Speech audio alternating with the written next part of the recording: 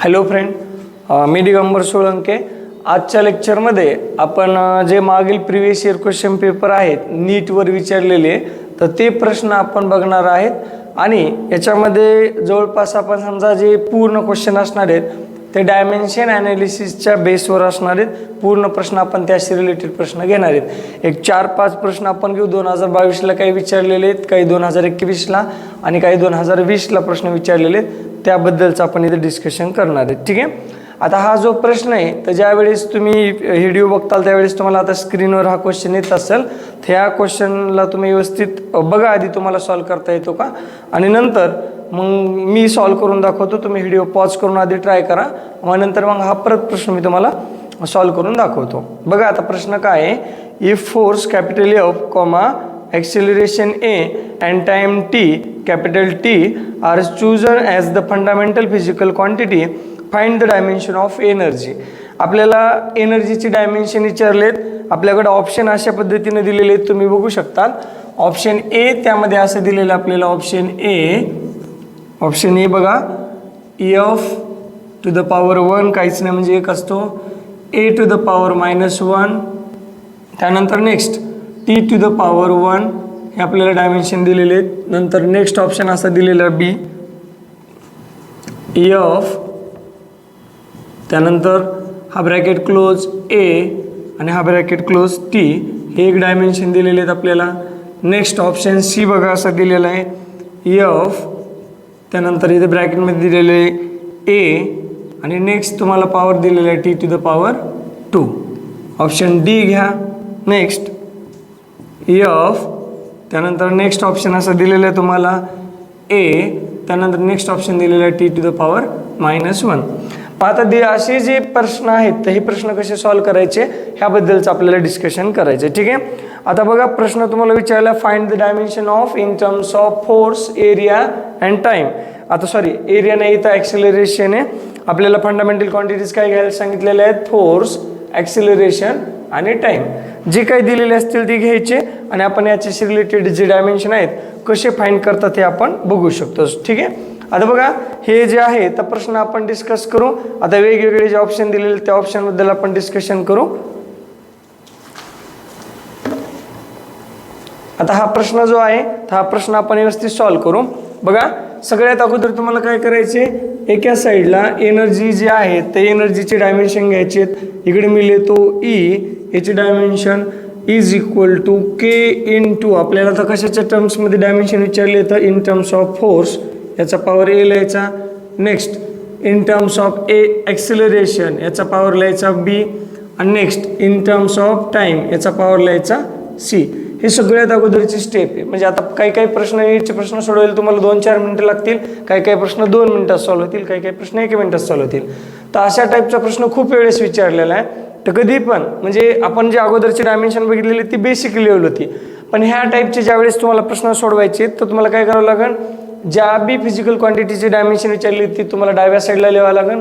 त्यानंतर ज्याच्या फंडामेंटल म्हणजे ज्या बी फंडामेंटल क्वांटिटीच्या टर्म्समध्ये तुम्हाला डायमेन्शन विचारलेत त्याला फंडामेंटल क्वांटिटी घ्यायचं आणि असं लिहायचं F to the power A to the power B, T to the power C, काही बी असेल. इथं जर व्हेलॉसिटीचे विचारले, एनर्जी, इथं दुसरं काही असेल समजा फोर्स, इकडे काही टाईम, तर ह्या पद्धतीने असं घ्यायचं आणि सॉल्व करायचं.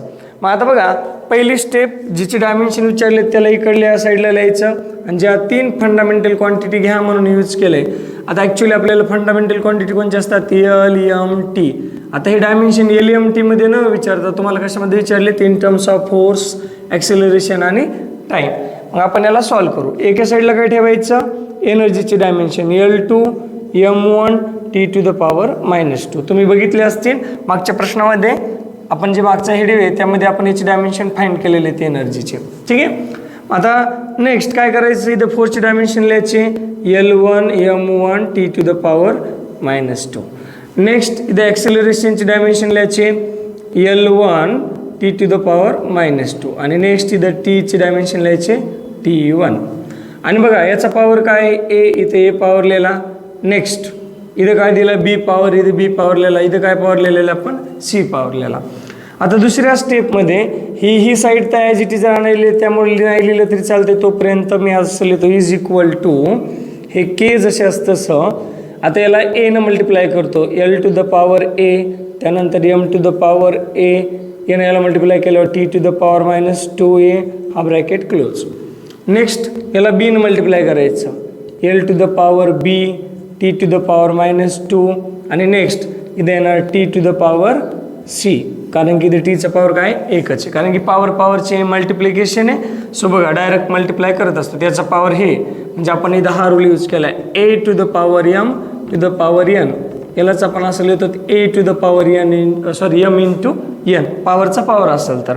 मग इथं बघा याचा पॉवर ए होता, याने याला मल्टिप्लाय केलं ह्या पॉवरला, याचा पॉवर बी होता याला मल्टिप्लाय केलं, याचा पॉवर सी होता आपण याला मल्टिप्लाय केलं. नेक्स्ट आता एल वाल्या टर्म एका जागेवर लिहायच्या, जेवढ्या एल वाल्या टर्म्स आहेत तेवढ्या. त्यानंतर एम वाल्या टर्म्स लिहायच्या, एम वाले एकच आहे, टी वाल्या बघा 3 टर्म्स आहेत, ह्या 3 टर्म्स 1 2 3, मग सगळ्या टर्म्स एका जागेवर लिहायच्या आणि त्याला सॉल्व करायचं. ठीक आहे.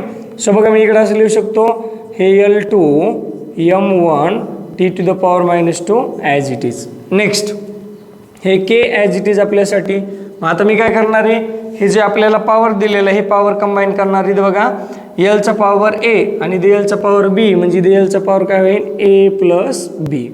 नेक्स्ट एमचा पॉवर एकच आहे, इथं नाही म्हणून as it is M to the power A. Next आता बघा इथं टीचा पॉवर काय दिला आहे -2a, इथं दिलं टीचा पॉवर -2a. त्यानंतर इथं काय दिलं टीचा पॉवर, आपण जे इथं बी न मल्टिप्लाय केले हे बी यानं बी न याला मल्टिप्लाय केलं तर काय येणार हे -2b आणि प्लस जे काय आन्सर येत असेल आपलं ते answer. So T to the power इथला +1 म्हणजे +c, हा ब्रॅकेट क्लोज. मग बघा आपण याला स्टेप बाय स्टेप सॉल्व केले.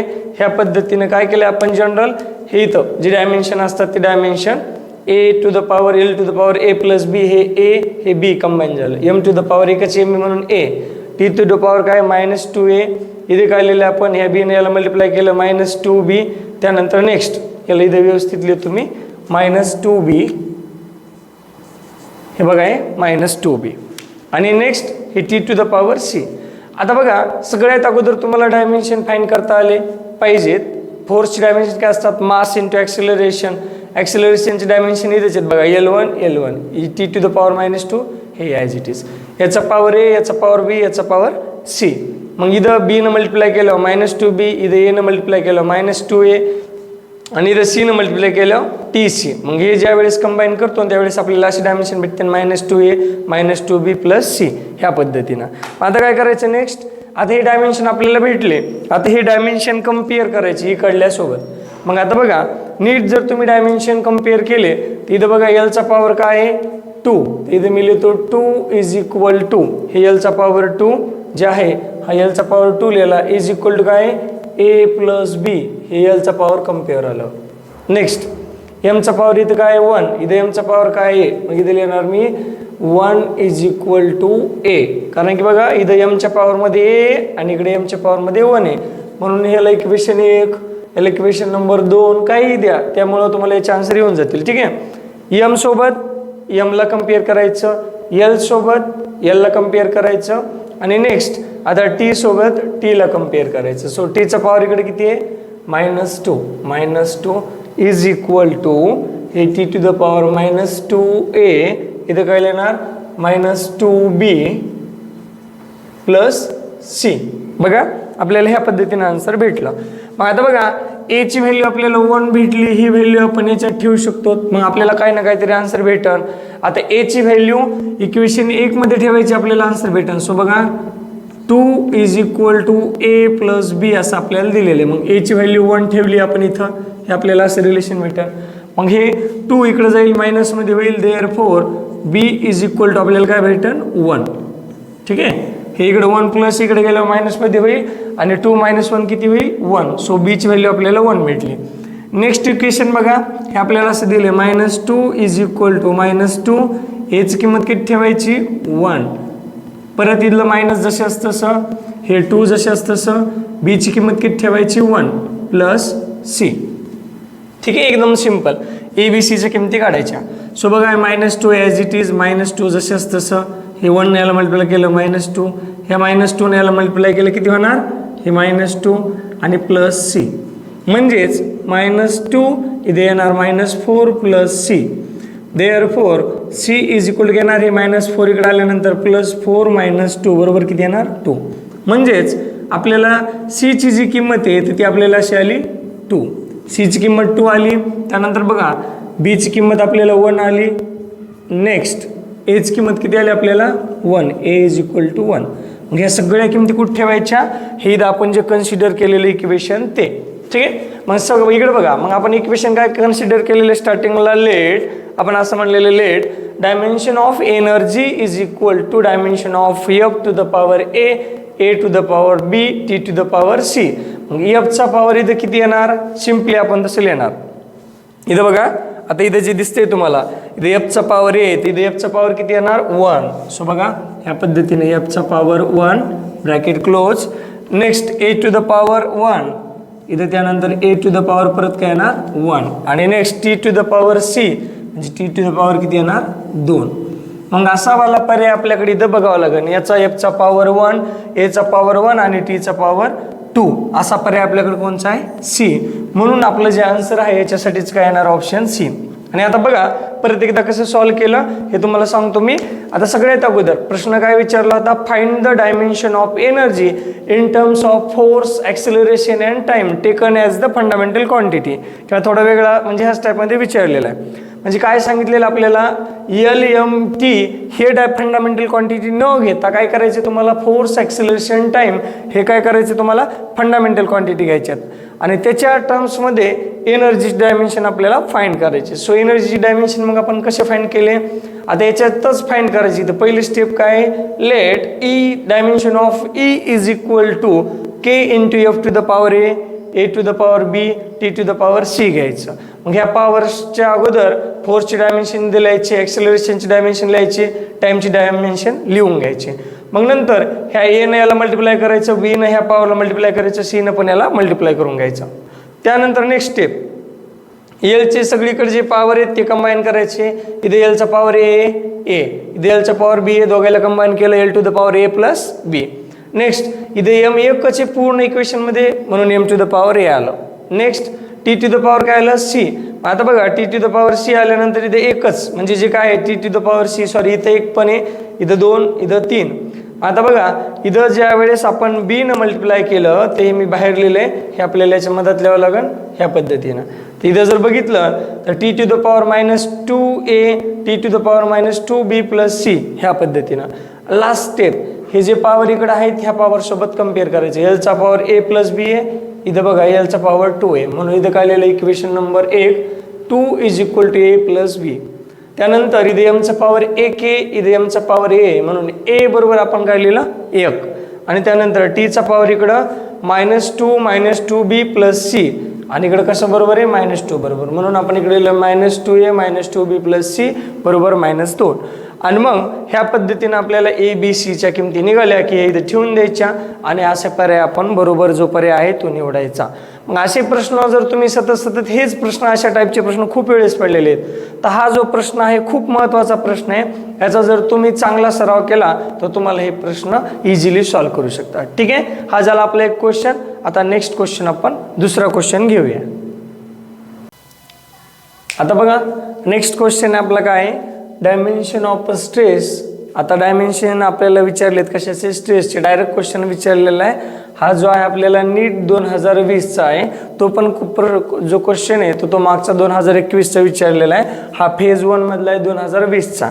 तर आता ह्या प्रश्नाचं आपल्याला जे डायमेन्शन आहेत ते फाइंड करायचे आहेत. आता स्ट्रेसची डायमेन्शन आपण एकदम इझिली फाइंड करू शकतो. अगोदर आपल्याला जो स्ट्रेसचा जो फॉर्म्युला आहे तो फॉर्म्युला माहीत पाहिजे. ठीक आहे. आता बघा स्ट्रेसचा जो फॉर्म्युला आपल्याला आहे ॲक्च्युली तो असा आहे restoring force per unit area. जो आपल्याला फॉर्म्युला असतो तो फॉर्म्युला असतो restoring force per unit area म्हणजे किती एरिया ऑफ फोर्स लागतोय तो वाला एरिया घ्यायचा. Restoring force per unit area. मग आता बघा याला एकदम सिंपल पद्धतीने आपण सॉल्व्ह करू शकतो. 4 पर्याय दिलेले आहेत आपल्याला एक प्रश्न 4 मार्काला. ठीक आहे. नीटमध्ये अशा टाईपचा जर प्रश्न विचारला तुम्ही एकदम इझिली 30 सेकंदाच्या आत हा प्रश्न सॉल्व्ह करू शकतात. मग आता बघा ह्याला आपण सॉल्व्ह करू. सगळ्यात अगोदर आपल्याला डायमेन्शन ठेवायची आहेत. फोर्सची डायमेन्शन आपल्याकडे माहिती आहेत. Stress is equal to dimension of force ठेवून द्या. काय येतील L1 M1 T to the power -2 divided by एरियाची डायमेन्शन काय येतं L2, हे इथे मी डायमेन्शन ठेवले L2. मग आता फक्त याला सॉल्व करायचं. हे L2 वर गेल्यावर काय होईल minus. So dimension of stress is equal to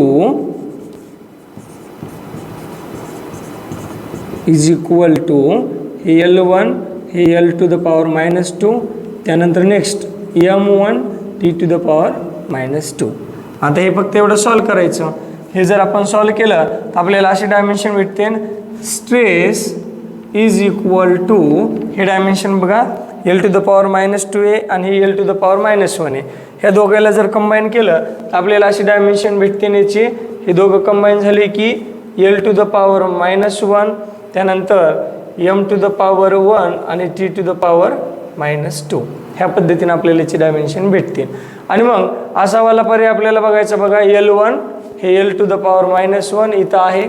त्यानंतर नेक्स्ट M1 हा इथं पॉवर काहीच नाही म्हणजे M1 पॉवर आहे आणि T टू द पॉवर -2.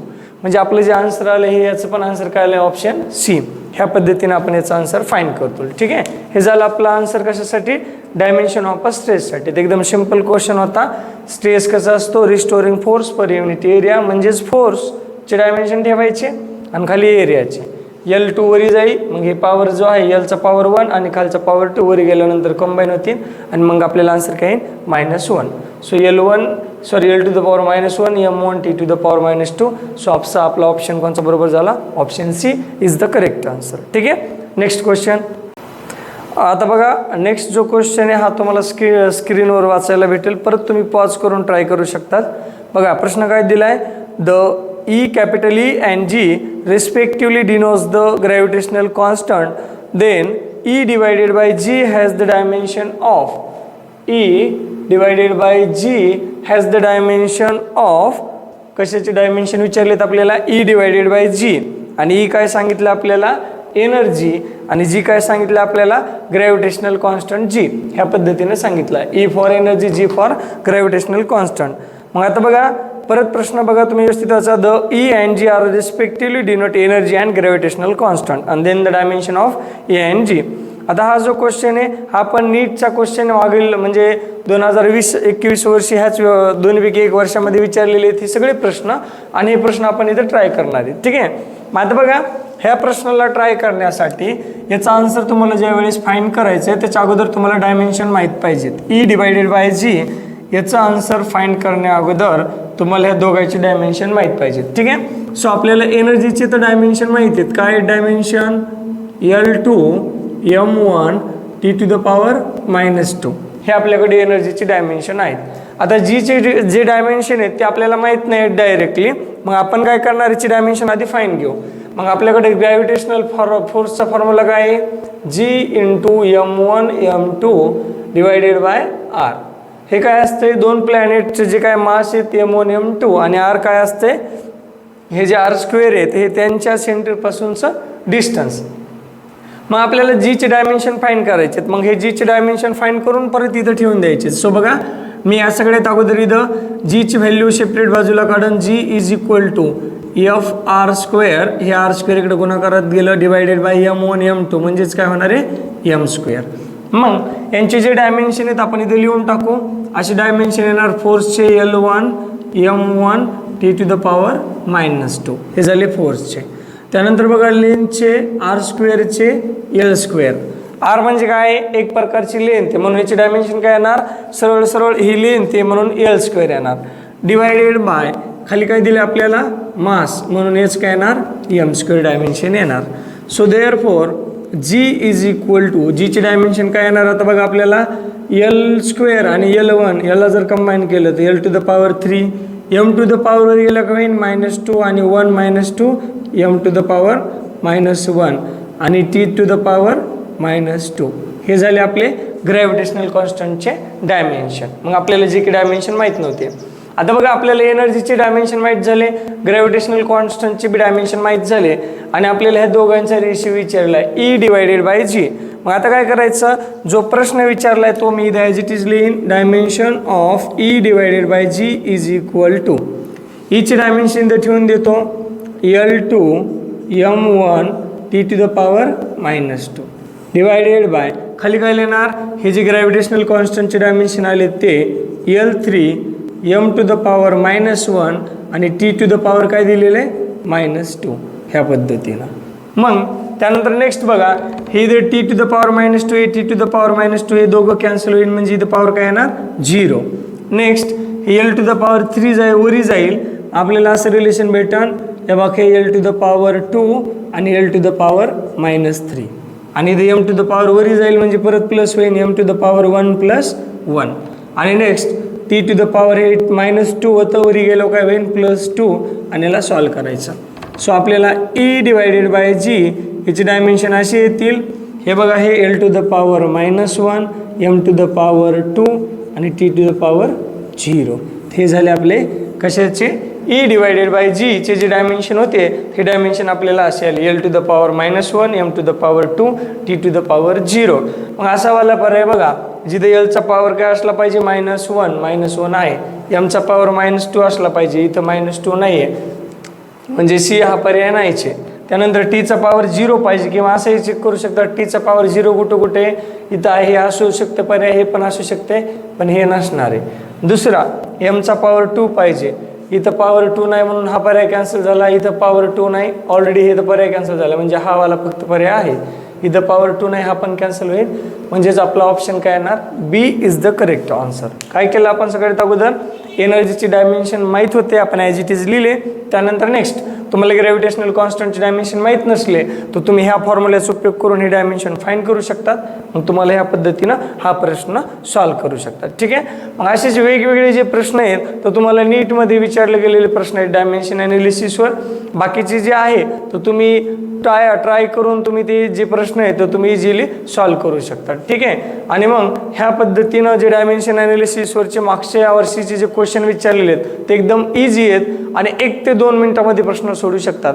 पण जो सगळ्यात अगोदर आपण प्रश्न बघितला आहे, find the dimension of energy in terms of कशाचे, आपल्याला फोर्स विचारलं होतं, ॲक्सेलरेशन विचारलं होतं आणि टाईम, ते in terms of force acceleration time असा जर प्रश्न असेल तर त्याला मात्र थोडासा 1 किंवा 2 मिनिट जास्त लागू शकतो. आणि ह्या पद्धतीने तुम्ही कोण्याही प्रश्नाचे डायमेन्शन फाइंड करू शकतात. आता याच्या नेक्स्ट लेक्चरमध्ये आपण थोडेसे ॲडव्हान्स एक्झाम्पल बघू जे डायमेन्शन ॲनालिसिसशी रिलेटेड आहेत. हे झाले ते नीटचे प्रश्न, 3-4 प्रश्न आपण बघितलेले आहेत. आता आपण नेक्स्ट दुसऱ्या लेक्चरमध्ये JEE मेन्सचे जे एक्झाम्पल आहेत तर ते काही एक्झाम्पल घेऊ आपण प्रिव्हियस इयर क्वेश्चन पेपरमधले आणि ते इथं मी तुम्हाला सॉल्व्ह करून दाखवतो. So thank you so much.